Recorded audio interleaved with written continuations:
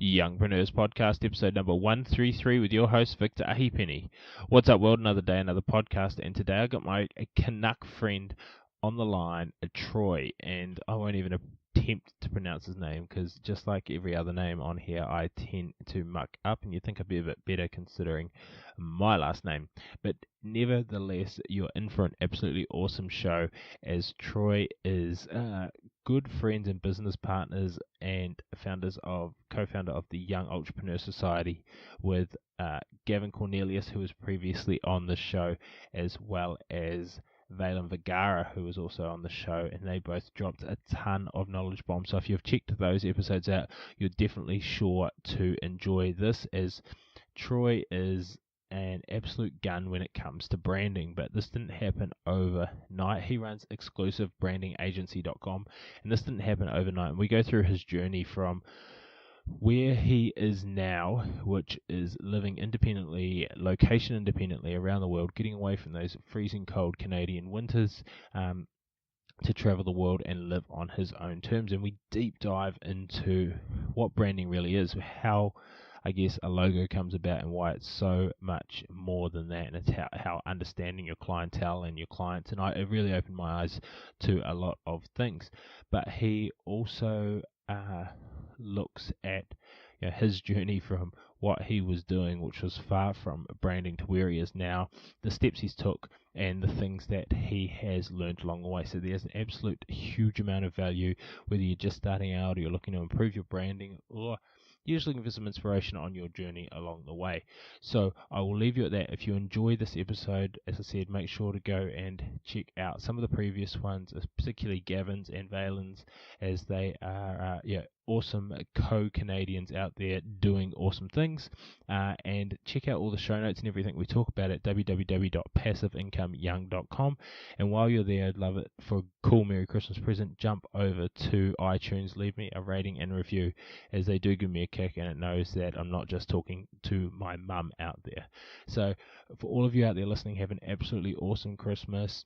Relax, recharge, plan, and get ready to smash 2017, because it's going to be awesome one, and I look forward to joining you on that journey. If you want to be part of that journey, I've got a free group called the Young Entrepreneurs Mastermind. It's on Facebook. Just search it, or you can find it at passiveincomeyoung.com. So guys, grab pen and paper, because there's a ton of value in here, and I will see you on the other side. You're listening to the Youngpreneurs Podcast, the #1 resource online for under 35-year-olds, where we chat twice a week to the most inspiring entrepreneurs in the world. We have it all. If you're looking for inspiration, guidance, or actionable tips to help you transition from that job into a business, or if you're ready to take that business to a whole new level, then this is the place to be. Get ready to live life on your own terms. Youngpreneurs, what is up? Welcome to another episode of the Youngpreneurs Podcast. Super stoked that you decided to spend some time with me today. As you know, you're the sum of the 5 people you spend your time around, and today we've got an absolute superstar who's going to help you with so many things in your business. I told him there's about a 98% chance that I'm going to get his last name pronunciation wrong, which we both live with in this world, as my last name isn't too easy. But I'd like to welcome to the show Troy Assoignon. Yeah, pretty damn close. Thanks for having me, Victor. I really appreciate it. That's awesome, man. Awesome to have you on. So you're over in Canada. You're obviously busy building a wall at the moment to keep the Americans out. But it's outside of that, man. Before you guys started building the wall, growing up, what was was entrepreneurial life always for you? Like, was it always on the cards? Was this the path set out for you? Yes and no. I mean, my background actually started in the contracting industry. My father was a contractor for many years, and as I went throughout high school and whatnot, I'd help him out with little jobs here and there. Yep. And then, so through high school, we all kind of get to that 17, 18-year-old mark, and it's like, just decide what you want to do for the rest of your life. Yeah, which obviously isn't the case for everyone that I talk to on here. We decide something and then realize there's something better. What was that decision when you did leave school? or finish up its? Yeah, absolutely. Well, I mean, I was in design for quite a few years before actually even dabbling in contracting. I was kind of more self-taught designer, just growing up, just playing video games and whatnot. I guess yeah, the contracting industry once high school happened, everyone was going to college, and I was like, I want to make some money. So I just jumped straight into contracting. It was a really interesting ride for a while, but I mean, I'm pretty sure we'll get a bit more into that. Yeah. So for contracting, when you first started out, was that design contracting? No, that was actually in construction, just doing interiors of buildings. Yeah. Okay. Yeah. And I guess what was the turning point to make the jump from that to, I guess we'll start unraveling what it is you do now. Yeah, like back into what I am now. Yeah. Okay, well, it's a bit of a story. I mean, I'm sure we got a minute here, but Yeah. so I guess I was contracting with my dad for, well, about 3 or 4 years on and off. We'd go up north every so often, fly into northern jobs, and I mean, we'd get paid really well. That's what really enticed me to the contracting world, is that I could get paid based on production. If Yeah. I produced more, I'd get paid more. So that went on for years. About 8 years into it, I split off from working with him and decided to start up my own interior contracting company. I got offered a really large contract of flipping big apartment buildings, and I was like, "Great, this is awesome." So, I mean, I always had times throughout my journey of wanting more, because I found when I came to a point, there was always a ceiling in my skills, of whether that be like, now I just have to produce a lot for the rest of my life and hopefully I make a bunch of money. Yeah.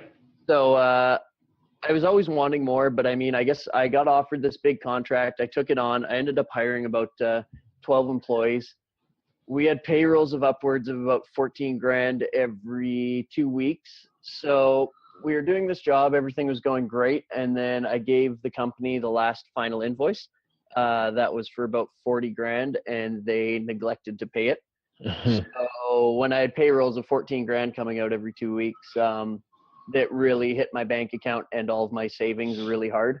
So we ended up having to hire a lawyer and take them to court and this and that. And I finally got the money back, but by the time I got the money back and paid everybody else out and took out loans to cover everything else, I was basically at ground zero with nothing left to my name.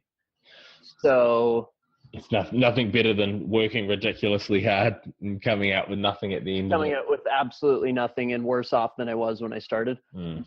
So that put me into a pretty rough spot. Mindset or just financially? Well, a bit of both actually, because it ended up putting me in actually more debt than I was. So financially, which I think definitely really affected my mindset, and being a construction worker, I was kind of living off the cheeseburger diet. Yep. So I ended up getting fairly overweight. I was about 230 some pounds at the time. And I mean, right now I'm down to about 180 or so. So yeah, that put me into a dark place for a while. And I ended up taking an actual job with an estimating company, because I just had to pull my marbles together and kind of really put my head back on straight.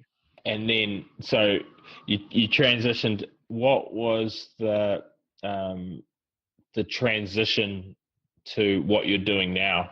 Heading, well, yeah, if you want to call that rock bottom. I mean, heading down there. Yeah, Yep. the house on the low, the finances are low, everything hits. I think this is where people kind of, you can't necessarily relate, but it's the times that you think back and you go, oh man, I remember Yeah. Troy was in that shit position, because we're all happy to ride the highs, like that. The highs are sweet. It's the lows that a lot of people don't hear about, I guess. Yep, absolutely. Well, I guess like I said earlier, as I was going through all this, I always still wanted more. So when this happened, I was still searching. I was like, hey, I really have to find out like what the hell I'm going to do about all my debt, and how the hell am I going to get out of this and into something else. So I ended up searching, and I was on LinkedIn one day, and I found this guy named Gavin Cornelius on LinkedIn. He had this, and I'm pretty sure you interviewed Gavin on a previous episode. Yeah. He had this article called "Retirement is Bullshit," and I was like, okay. So I dove into the article. I read every bit of it. Me and Gavin ended up getting together, and Gavin ended up coaching me for basically educating me on marketing and just kind of getting my life back in order. So from there, I guess fast forward a year or two after, I started diving through a lot of marketing education. And as I said earlier, I was still kind of in the design world just as like a hobby at the beginning. So as I dove into marketing, I kind of put my marketing and design skills together, and I was like, these are really good assets to have, because combined, they're very powerful. Lots of designers, I find, they don't know how to market. So you're just left with a really nice design that's really ineffective and doesn't do much. So I found that was kind of a skill that I could add. And honestly, lots of my design skills has got me a lot of mentorship over time, because when I really didn't have much money, I'd offer people design work for mentorship. So, I mean, I'd make them branding packages and whatever they needed for their coaching. So that's kind of, I guess, a bit of the transition point. And then we started the Young Entrepreneur Society. And then from there, ended up getting more clients from there. And that grew my network exponentially. I mean, I think the Yes community now is at about almost 9,000 members. We're gaining about 20 or so members a day, roughly. That's crazy. So, yeah, it's wild. It's actually, I have the notifications on my phone. It's like, oh, somebody else joined. Yeah. It's really cool to actually see it organically growing now. I think it's like one of the top young entrepreneur podcasts groups on Facebook. Yeah, easily. With that kind of size, and it's not spam filled. We really try and filter the spam, because everyone tries to come in and post their links and they think that's marketing. Note to everybody out there, don't do that. Absolutely. If you're a network marketer, your opportunity isn't that enticing if you go and put it in 68 different groups. There's always a better way. Go back and listen to the previous 130 odd episodes, and you'll probably figure out one or two ways that you can market yourself a bit more effectively. But with kind of your marketing and like design. So, I know when we were talking, most people think design's like getting a logo done, and absolutely, and that's sweet. And obviously talking about design and marketing is kind of like design and web developers, like they're just like these two polar opposites. Like you go with a project and you're like, hey, can you design my website? Yep, we'll do this. And then the developers go, that doesn't work with that, and it's this big clash. So how does what I guess separates you from the average designer or the average marketer, or not the average marketer, but just the individual? And what are the biggest mistakes, some of the biggest mistakes that people make in that space? Well, absolutely. Well, I think like we were talking about earlier was the big misconception that like a logo is just a logo.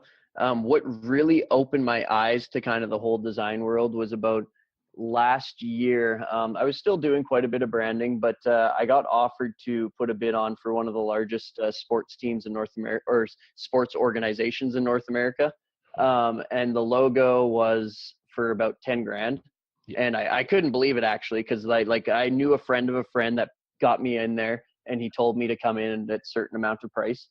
And it just blew me away, though, because lots of the price for that logo was all in just the research, in doing surveys of all the employees of the company, surveys of all the customers, surveys of just understanding who their market was, is where all the money was going towards. Like a fraction of it was going towards the design end of it. So that really shifted my perspective on what actually branding is. Like understanding and communicating a message to the ideal customers is basically, I think, what branding is through visual images.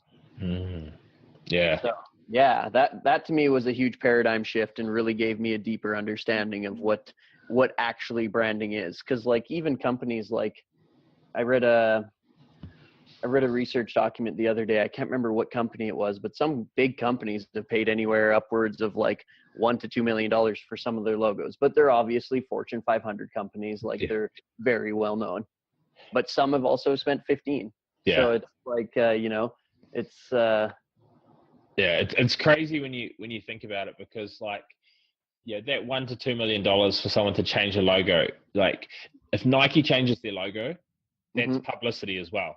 Absolutely. Like it's either good or bad, and like you might say good, it is always, any publicity is good publicity. Man, I remember watching a documentary about the Pepsi challenge when Coke decided to change their flavor, which is it's in the whole marketing and branding pretty highly, your actual product, and then everyone's like, Coke shit, we go, and then Pepsi's like, bang, Pepsi challenge, it tastes better. I don't know. No one in the Southern Hemisphere drinks Pepsi because it's disgusting. But it's like those sorts of things. If a company changes its brand, it's not only that $1 to $2 million. It's how is the public going to react if this is good, if it's bad. Like, oh wow, that's a nice new sleek design, and it is really, really crazy. And I never really thought about kind of the depth of market research that has to go into getting that that logo or that design, those colors. And I mean, I can't draw stick people, so so designers are anything they put out, I'm like, oh, that's amazing, like, oh, that's so good. But that was the big thing too, is like there's so much competition with design, and you can get so many cheap things done for next to nothing, but they're not really backed by research. It's just a visual concept that was in your brain that hopefully this works. Yeah.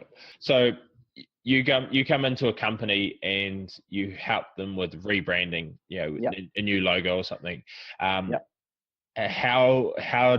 well, I guess it comes back to the marketing side of things. How do they measure the ROI off that new logo to go, hey, that was worth the $2 million that we put into it, or the $10,000 that we put into it? Absolutely. I mean, I think most of it would be measured on marketing campaigns done after the fact, based on, I guess, what the results would be before. This is an interesting perspective too. Like, I used to target a lot of startups, but obviously I've realized in the past couple of years that's not my target market, because they shouldn't be spending money on branding unless they're a company that's planning to go public.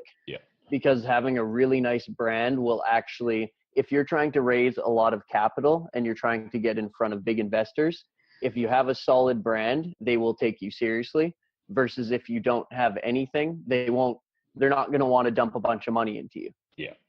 So, I mean, that was kind of a perspective shift for me as well. Like, really taking companies that are doing decent and really bringing them up to a higher luxury standard. And I think with a lot of those startups and smaller companies, brand awareness more than branding is often really important. Like, actually getting in front of people, getting that minimal viable product to see if you've actually got a business is the marketing side of things. So for small businesses, people out there who are just starting out, what are a few tips that you would give people if they're out there searching for a designer, or they're searching on getting their branding on point to put out some marketing campaigns or to get started? Well, one interesting strategy that I use sometimes with certain logos and creations that I make for some people, companies like Coca-Cola, Rolls-Royce, all these really luxury brands have spent a lot of money to get their brand into your mind. So you can piggyback on design concepts of other brands. So you can, like, I recently made a logo that kind of looks like Rolls-Royce, but it's not the Rolls-Royce logo. Like, it has a couple of the design elements from it, but you can also piggyback on certain concepts that give people that feeling of know, like, and trust. Because the biggest thing is you want somebody to trust you, because then they'll do business with you. If they don't know you, they don't like you, or they don't trust you, they're not going to want to do business with you. So having that relatability to other brands that have spent a lot of money in the market, I think, is a good place for some people to start.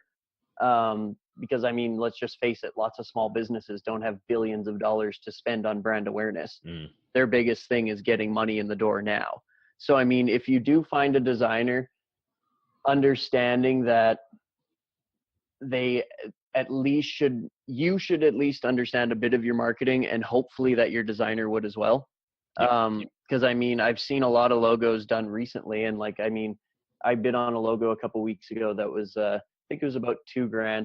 The guy ended up getting it done for, I think it was around $150, which is okay. It looked okay, but it really didn't say anything symbology wise about what his company was. Like, when I looked at it, it's like, okay, so what do you do?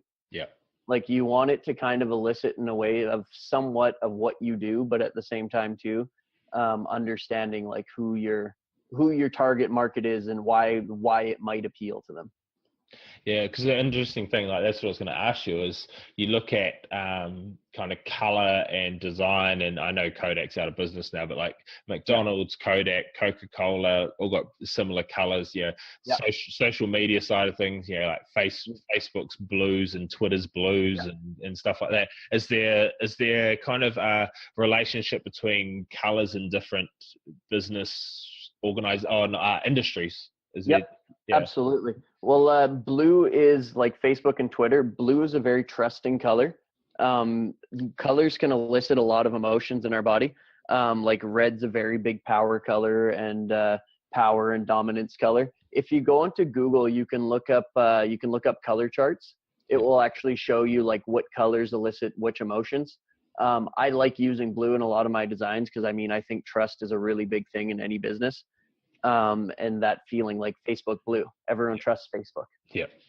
So go into Google, look up color charts. All sorts of different things will come up. You can really research and dive deep into that. Yeah, because I know you can do. I've listened to some speakers talk about the way that you dress on stage. Your different ties and stuff like that, depending on if you're selling, if you're pre-framing, if you're doing all these different things, depending on kind of what colors you're wearing. Which is pretty interesting what our subconscious does without us really understanding. I think this is super important for people as their businesses start and grow, is to kind of understand that there's a bit of a bit of things going on behind the scenes. So absolutely. Outside of the branding side of things, so you being your business itself at the moment, what's your forecast for the future? What does it look like? Is it going to still be you on the ground doing a lot of this? Where do you, like, what's your biggest strength if you were to have a team? What would you be doing? Like a absolutely. My end, I guess, would be more of the marketing end of things. One thing I'm really trying to focus on right now is not building myself a job, and building myself more of a business. It's been a challenge because it's really hard to find skilled designers that care nearly as much as I do. Yeah. Because at the end of the day, like I've hired a lot of people, but I still have to go through everything with a fine-tooth comb to make sure it's up to my standards. Yeah. So I guess my forecast for the future, I want to start working with a lot more luxury companies. I'm working with a couple decent companies now. I'm going to be working for a company that's in the CFL, the Canadian Football League. So I'm working with them to develop a gym brand, actually. So there's going to be that. A lot of speakers, like I'm finding a lot of people. It's interesting, like people that want to transition from the corporate world into their own brand as who they are as the individual, because a lot of people in the corporate world feel trapped, like there's no exit strategy. Their entire book of business is with the company that they work for. So I'm working with a lot of people now that are really transitioning from the corporate world into the actual personal, like C to C or C to B, basically network. Yeah. So if you were to bring on one staff member that you could choose, wave your magic wand right now, what would they do for your company? Absolutely. A developer that understands marketing. Because I'm not very strong on the coding end of things. I'm really good on the design and the marketing concept part, but it's so challenging right now for me to find a coder that is willing to work alongside with me, but still understands the basics of marketing. Because I've found in the past, a lot of coders are in their own bubble of their own like languages and this and that. And they're really just very convicted with because they're really smart people, but they get that expert mentality of they're not really willing to expand. So, my biggest thing is finding, a coder that's really good at developing marketing concepts as well, and just having that understanding so we can at least have like a mutual conversation. Yeah, well, I got one of my friends coming on the show in a couple of weeks, James Rose, and it's funny because he's it took him 18 months to find good developer. He's a developer himself, but he was doing a lot of the work, but it took him 18 months to find the right team of developers, just like your designers, like people who are passionate, understand it, can get it right. And their logo, their branding, I love it because It's developers who reply to emails, get stuff done on time, and don't suck. That's their branding on their website. That's amazing. Because everybody that they get has already used developers that don't reply to emails, timelines Absolutely. get blown out, and then the product ends up being shit. And Absolutely. then it comes back to them. So it's a brilliant positioning I love that. statement. But yeah, it's very, very cool. But yeah, I can attest for that. I was working with a couple developers last week, and they promised me deadlines, and sure enough, I came out the other end of the project looking like the fool because they couldn't meet the deadline, and they said they could. Yeah, and that's So, that's the huge thing. Is like, yeah, if you give realistic deadlines, yeah, and you hit them, people are going to refer to you, rather than if you give unrealistic ones and you're never going to refer to those two guys. You're not going to go, oh, I know these two real good developers. They got it done just like 6 weeks too late, and cost me goodwill with this person who referred. Yeah, no doubt. So I want to delve into. So you said you want to work with some bigger companies, and that you're doing some work with some. You're slowly scaling your way up the food chain, as many of us have to do. What's some of the ways that you're reaching out to these companies, or finding ways to put in tenders, or to get your foot in the door? Because that's often the challenge that a lot of us face when we're at kind of a low to medium level. We can connect with people, but I guess getting inside connecting with influencers, I think, is a lot easier than connecting with CEOs of a company, because they've got kind of different gatekeepers. It's harder to give them, say for a podcast, I can connect with Grant Cardone the other week and interview him, but I was offering him value in return of him offering me value. Whereas, I find it quite difficult and challenging when you're trying to approach large companies, because it's really you asking for something, and yes, your service is going to offer something in return, but to get past those gatekeepers is a lot more difficult. Yeah, absolutely. I think one of the biggest underutilized strategies is referral marketing. If you do good work, you can get into a lot of people's contact books. So like even that job that I got from the CFL, it's from another guy that I know that knows a guy. Simply asking for referrals is one of the biggest things I think entrepreneurs don't do. They ask at the end of the job, which is good, but I think lots of people should start asking at the beginning of the job, because then you have a time window in their brain of say you and me do a project together, Victor, and it's 2 weeks long. We've already agreed to everything. The contract's closed. You've made your deposit. If I ask you in those 2 weeks for a referral, you now have 2 weeks in your brain that you're going to be like, okay, who can I refer to this guy? Things are going to come up in your life that it's like, oh, hey, yeah, this guy's working for me. Whereas at the end of the project, I deliver the project to you. You're not going to care about me after those 2 weeks. I'm going to be maybe we'll still be in contact, but there's a prime referral window that you can really take advantage of in any business. Whether as long as your contract is longer than 2 days, you have a window that you can really tap into, versus being like, hey, please refer me by. You're not going to see them for a while. They're moved on to the next project. Everyone lives really busy lives. Yeah, I like that though, because the other thing is you're constantly in their mind when you're working with them. Yeah. Whereas at the end of it, it's like, oh, have you got anyone to refer? And it's like they forget about you, because you're slowly sliding out of their brain and their memory and whatnot. So it's really cool. Very, very Jay Abraham like. Yeah. Jay's my digital grandfather. Yeah. I really, really look up to his strategies, because he's been in the game for a long time. And it's just simple what he does, but we just we don't ignore it. We're just oblivious to it often. It's just ask. I listened to his 93 Extraordinary Referral Systems, or whatever the book's called, and it's awesome for anyone out there listening. And it's like, what did I take away from it? Just ask.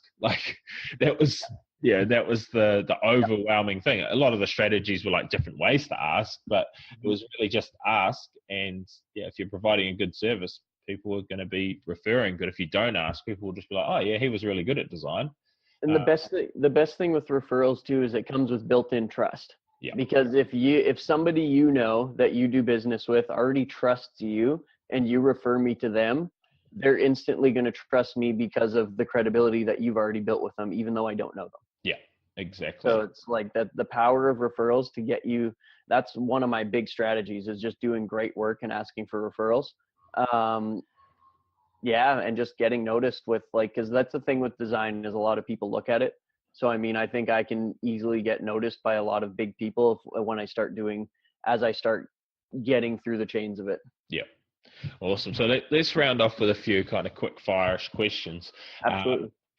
You're on your deathbed, age Ooh, 150. yeah. Modern science has done you well. You're probably on Mars with Elon. You're looking back on your deathbed. What does a successful life look like to you?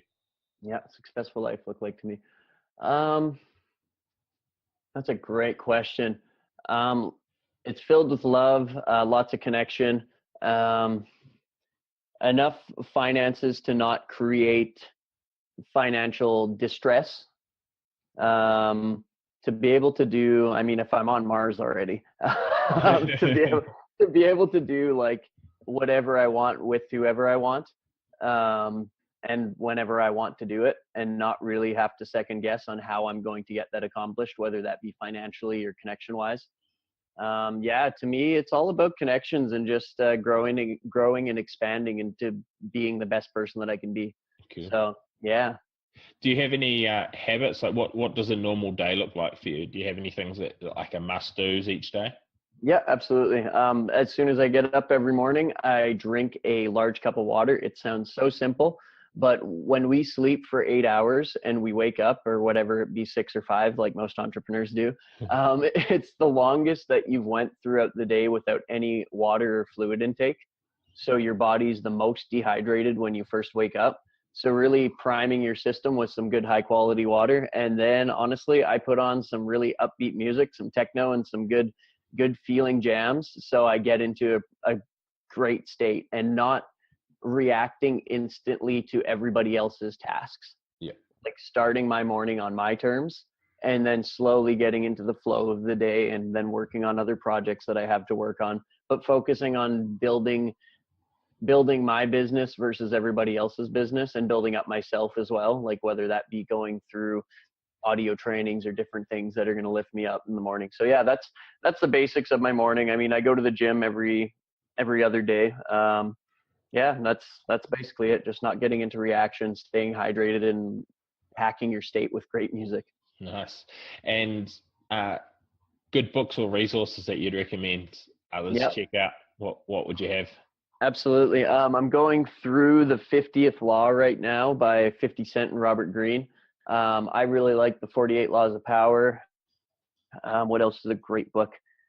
We have a book here right now, actually, that Gavin and myself are going through. It's called The Wizard of Ads. It's I've honestly never seen this book anywhere. So, I mean, if you can find it, I'd highly suggest reading it if you're looking at getting into more copywriting and marketing. Is it new or old? It's an old book. I think, honestly, Gavin picked it up at a thrift store for like $5, and it is a gold mine. Just a Macklemore of personal education, professional development. Yeah, pretty much. Yeah, absolutely. So yeah, Cool. I think that's it. I really like the 50th Law, because it goes about a lot of like life experience and dealing with your things. So I think a lot of things in entrepreneurship is dealing with your internal self. Mm-hmm. So you can have, the more you deal with your internal game, you can have a stronger outer game. And I mean, so I think they both really complement each other really well. So I think that's one reason why I really like the 50th Law. Awesome. Well, we'll link all of that in the show notes at passiveincomeyoung.com. Finally, man, I'd just like to welcome you to the Youngpreneurs family. It's been absolutely awesome having you on. If people want to connect with you, find out more, or just follow you, where can they go? What can they do? Basically, they can join our Young Entrepreneur group on Facebook, Young Entrepreneur Society International. They can check me out on my website, exclusivebrandingagency.com. You can connect with me on Facebook as well, and yeah, that's about it. I think you can send me an email from my website as well. So that's that. Wicked. Well, as I said, we'll link all of that passiveincomeyoung.com. Been awesome having you on. I look forward to keeping in touch and following your journey. Yeah, absolutely. Thank you so much for having me on, Victor. I really appreciate it. Thanks for listening to the Youngpreneurs Podcast. This was proudly brought to you by the Podcast Institute, the #1 training resource to take your business from chasing leads to leads chasing you, and from an absolute amateur to a full-blown authority. If you're looking to take your business to the next level, then a podcast is the obvious answer. You can get national and global exposure in a very fast time, and it's just exactly what I've done with this podcast.